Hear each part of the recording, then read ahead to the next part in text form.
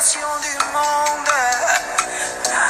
avant ma naissance, il avait tout prévu.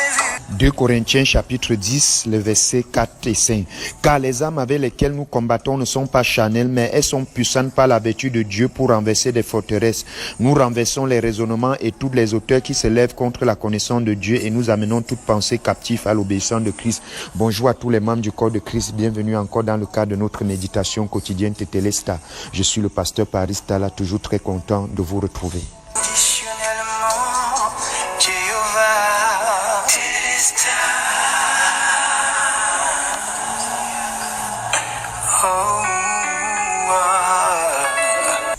Bien-aimés, nous sommes toujours en train de parler de notre adversaire, le diable qui rôde comme un lion, cherchant qui va dévorer.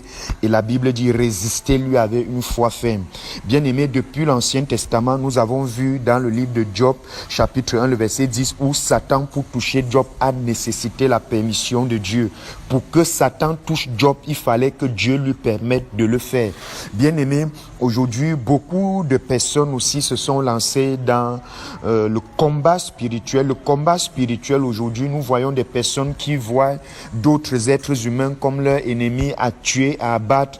Aujourd'hui, nous entendons beaucoup de personnes prier contre le diable en utilisant le feu, en utilisant le sang, en utilisant le caillou de David. D'autres utilisent les bâtons, certains utilisent beaucoup de choses, le sel, d'autres utilisent l'huile. En fait, il y a toutes choses aujourd'hui qui sont utilisées dans le cadre appelé combat spirituel pour résister au diable, pour chasser le diable. Mais nous sommes en train de comprendre depuis 3 jours qu'en fait, l'arme que Dieu nous a donnée pour résister au diable détermine même la nature du combat.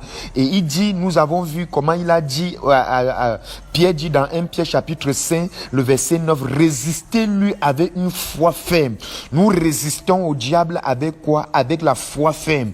Quand nous regardons maintenant comment est-ce que Satan a attaqué Ève. Satan n'a pas attaqué Ève avec la maladie, avec je ne sais pas quoi, la pauvreté. Il a attaqué Ève avec la parole. Avec la parole. Quand le diable réussit à te faire croire le mensonge, quand le diable réussit à te faire déjà douter la parole de Dieu, il t'a renversé. Quand le second Adam est venu dans Matthieu chapitre 4, nous voyons comment était la nature du combat. Ce n'était pas un combat où on envoyait le feu, le sang, on envoyait toutes ces choses. Non, c'était la parole. La nature du combat, c'était la pensée. Le Satan a parlé, Jésus-Christ a parlé. Bien-aimés, jusqu'aujourd'hui, nous n'avons pas un combat physique avec le diable. Nous n'avons pas un combat où nous envoyons le feu, l'huile, le sel, l'eau.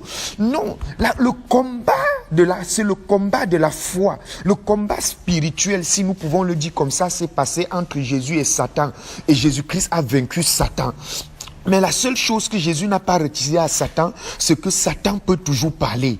Il est vaincu physiquement. Il ne peut pas te tuer avec la sorcellerie si tu es chrétien. Il ne peut pas te tuer avec le vampirisme. Il ne peut pas te tuer avec toutes ces choses que tu penses. Mais Satan peut te vaincre dans ta pensée. Quand tu arrives à croire à sa prédication, il t'a déjà vaincu, bien-aimé. C'est pour cela que la Bible dit dans 2 Corinthiens que les armes que nous combattons avec ne sont pas charnelles. C'est des armes spirituelles, c'est-à-dire la foi pour renverser quoi? Les raisonnements, les pensées. Parce que Satan travaille avec les pensées. Il y a beaucoup de gens qui disent qu'ils sont chrétiens, mais ils continuent à croire qu'on les a liés au village. Satan les a vaincus. Il y a les gens qui disent qu'ils sont chrétiens, ils continuent à croire que les sorciers a bloqué leur vie, que le sorcier a bloqué leur bénédiction, qu'on a fermé le ciel sur eux. C'est quoi? Satan a réussi à les tromper parce que la caractéristique principale de Satan, c'est qu'il est rusé. Rusé, ça veut dire qu'il n'est pas fort, mais il peut t'amener par le mensonge à croire qu'il est très fort. Tout ce qui t'arrive de négatif, tu colles les démons et Satan derrière. Ça veut dire que ce Satan t'a déjà vaincu, bien-aimé. Notre combat, c'est le combat de la foi. Malgré tout ce que je vois dans le physique, je continue à confesser la parole de Dieu. Je continue à confesser ce que la Bible dit, bien-aimé. C'est pour cela que nous résistons aux traits enflammés par la parole.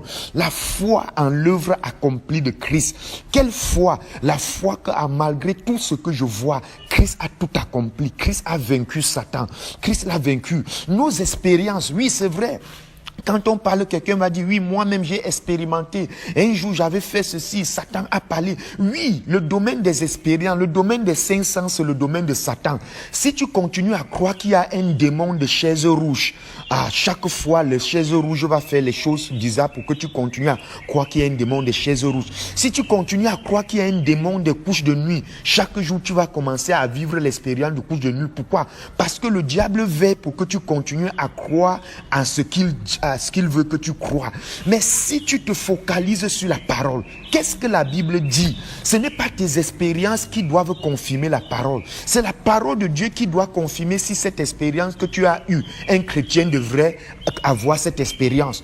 Comment est-ce qu'un démon habite dans un chrétien? La Bible ne nous dit pas dans le livre des Actes, la Bible ne nous dit pas dans le Nouveau Testament qu'on a chassé les démons dans la vie des chrétiens. La Bible ne nous dit pas dans le Nouveau Testament que les chrétiens se sont réunis pour briser les liens et envoyer le feu contre les sorciers, contre les vampires. Bien aimé, ces expériences ne sont pas vraies. Et c'est ça la séduction de Satan. C'est ça ce que Satan veut, bien aimé. Que nous continuons à croire qu'il est partout et derrière toutes choses. Pour que nous continuions à faire des prières qui ne sont pas dispensationelles. Des prières qui n'ont aucun soutien biblique, bien aimé. Même le marabout peut prier et a des expériences, bien aimé. Toute expérience que nous avons n'est pas forcément biblique. Ça ne vient pas de Dieu. Même Satan peut te faire avoir les expériences pour que tu continues à croire aux mensonges. Le champ de la bataille, c'est les pensées. Veille à ce que tu crois. Ce que tu crois est très important, bien-aimé. Veille. Nous combattons Satan avec la foi. Et avec la foi, pourquoi? Parce qu'il n'a plus la puissance de nous faire du mal, mais il a la capacité de nous parler. Et quand nous croyons à ces mensonges, il nous a déjà vaincus. J'honore le Christ qui est en toi, bien-aimé. Tu es saint, tu es parfait, tu es juste. Et la Bible dit qu'il t'a transporté du royaume des ténèbres pour la lumière. Tu es dans la lumière et Satan ne peut pas te toucher tes affaires, toucher tes enfants. Il peut simplement te parler, mais il ne peut pas te toucher. J'honore le Christ qui est en toi.